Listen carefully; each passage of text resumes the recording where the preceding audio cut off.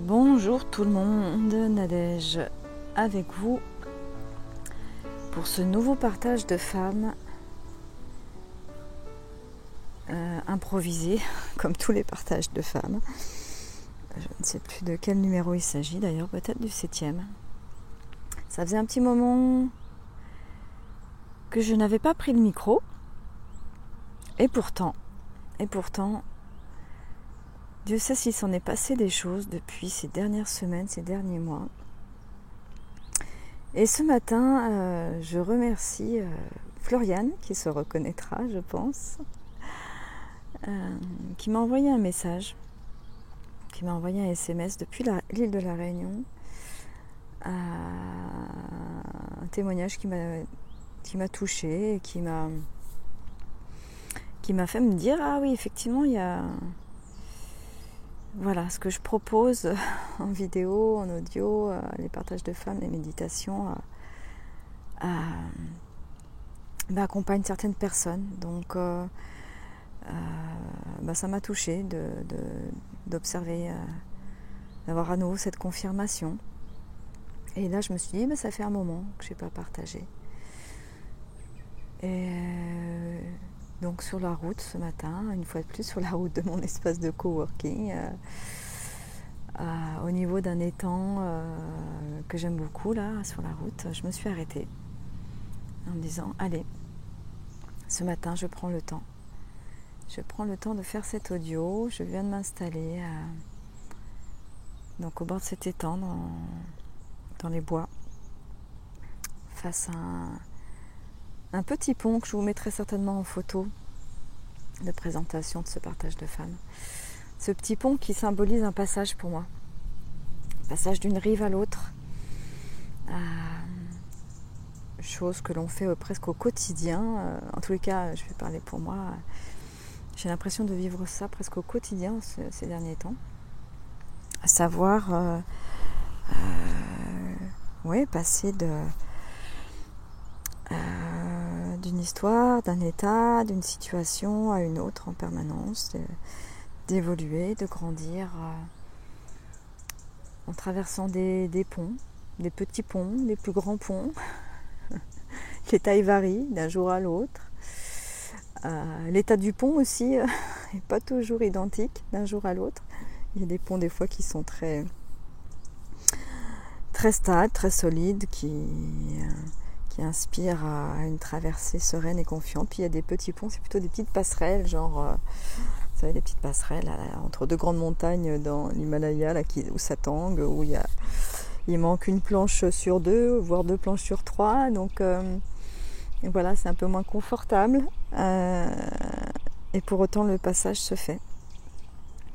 Et ce matin, dans la voiture, quand j'ai eu l'élan de m'arrêter, j'ai la phrase qui m'est venue, la vie est incroyable. Et oui, c'est ce qui m'a invité à m'arrêter pour vous faire ce partage. La vie est incroyable. Quand on passe d'une rive à une autre, on rencontre des choses assez incroyables. On vit des choses incroyables.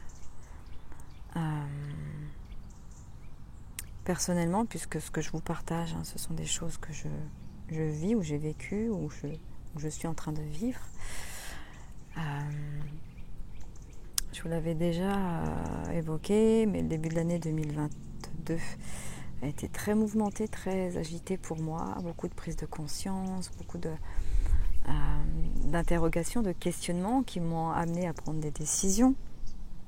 Pas toujours simples, mais pourtant nécessaires pour mon évolution, pour ma croissance, pour grandir, pour tendre vers qui je suis de plus en plus. Et prendre conscience de la grande illusion de l'illusion. Chaque jour un peu plus, là je vois, je vous ai déjà beaucoup parlé de tout ce qui est la PNL, la programmation neurolinguistique, l'énéagramme aussi peut-être un peu, enfin toutes ces choses que j'ai découvertes il y a un an, qui sont à l'origine, entre autres, de ce nouveau basculement pour moi, de ces prises de conscience, et de tout ce que je vis en ce moment, de toute la beauté des choses que je vis en ce moment. Et la vie est incroyable, c'est-à-dire que plus ça va, plus les basculements se font rapidement, plus les chaos que cela entraîne, parce que dans mon monde, dans tous les cas, dans ma vision du monde, sans traverser de chaos, il n'y a pas de transmutation, il n'y a pas d'évolution. Et du chaos émerge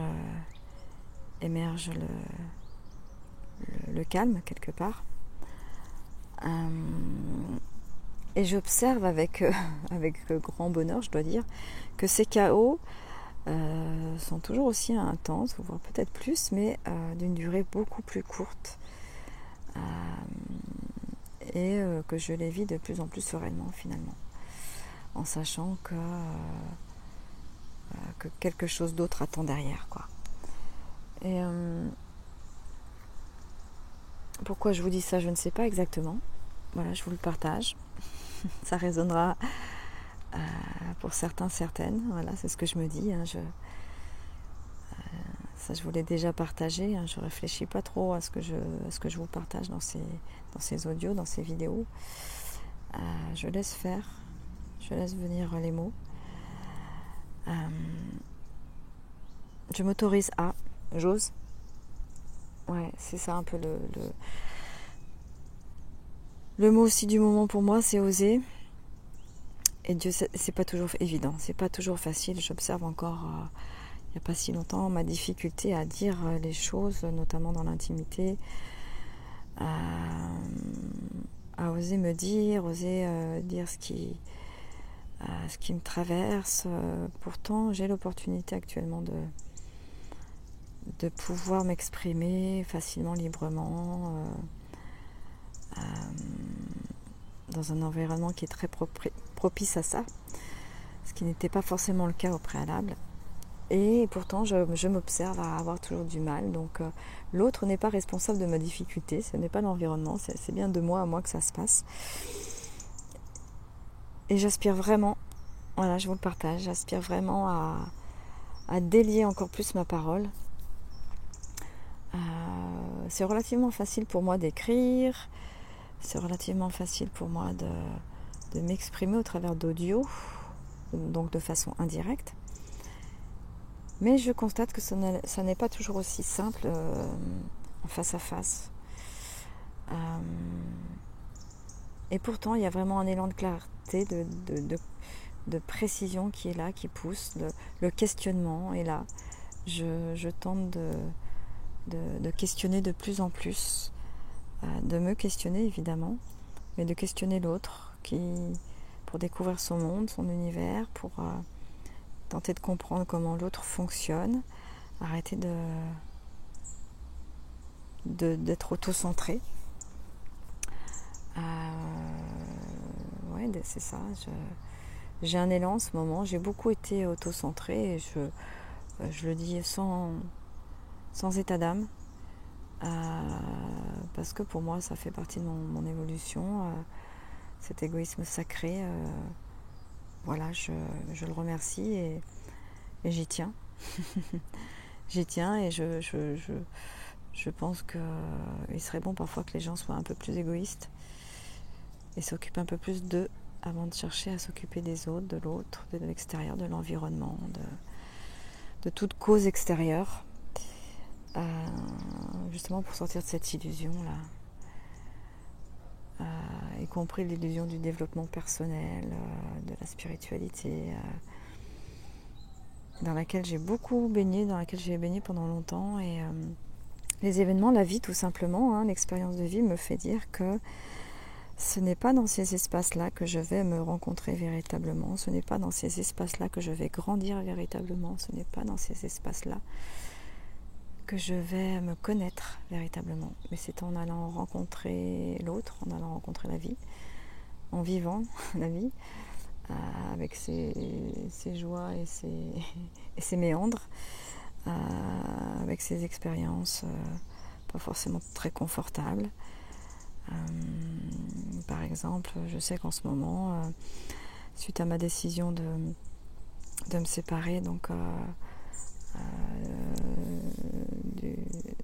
de la personne, de l'homme avec qui je vivais. Là, nous sommes en instance de divorce. Et quand j'ai annoncé ça à mes enfants,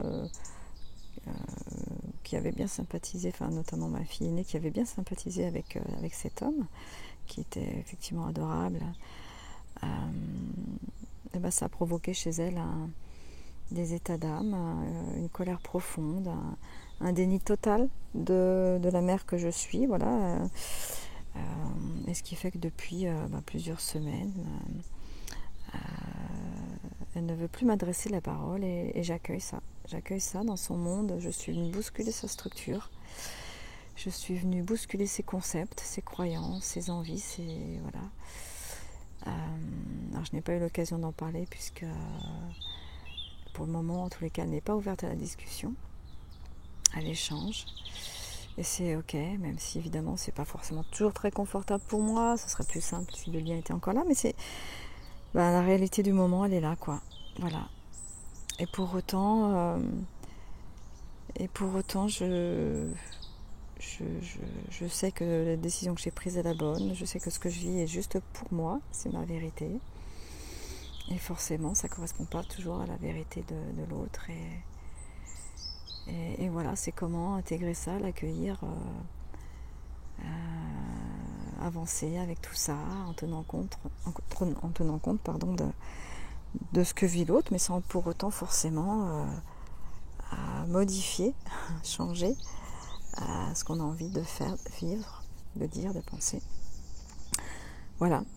La liberté, elle commence surtout là, c'est oser être soi, quel que soit le jugement, le poids du regard de l'extérieur, et être sereine avec ça. Voilà, je vous partage ça. Toujours pareil, je ne sais pas pourquoi, mais voilà, ça rebondira, ça fera peut-être écho dans vos propres histoires. Et voilà ce qui est là pour moi aujourd'hui, en ce belle journée du mois d'août, qui s'annonce encore bien chaude, mais là je suis au frais, à la fraîche de bonheur, à l'ombre des arbres, dans cette nature inspirante, dans cette nature ressourçante, qui me fait confirmer encore et encore mon choix d'avoir emménagé en terre de Bretagne, vraiment où il se passe des choses magnifiques pour moi, où je fais des rencontres incroyables. Donc voilà, je vous invite vraiment à suivre vos élans, y compris vos élans de géolocalisation, de biotope.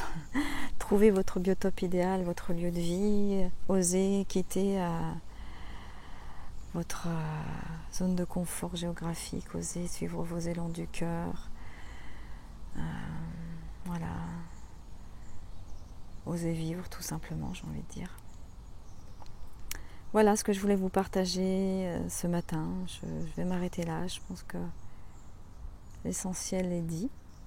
Voilà. Et puis, je vous dis à bientôt, à très bientôt. Je ne sais pas quand. Hein. Peut-être que ça sera dans une semaine, mais peut-être que ça sera dans 2 mois. Désolée pour mon irrégularité. Mais ça fait partie de qui je suis aussi. Voilà. Voilà. Eh bien écoutez, je vous dis à très bientôt et prenez soin de vous, prenez soin de vos élans, prenez soin de vos rêves. Prenez soin vraiment de ce qui vous anime, de ce qui vous fait vibrer. Connectez-vous à votre vibration intérieure. Quand vous avez des choix, des décisions à faire, connectez-vous vraiment à l'intérieur et voyez comment ça vibre. Si ça vibre en oui ou si ça vibre en beurre, que non. Écoutez ça de plus en plus, c'est important, je trouve, de tendre vers ça, en tous les cas. Voilà. Et bien sur ce, je vous dis à très bientôt et je vous souhaite une belle journée.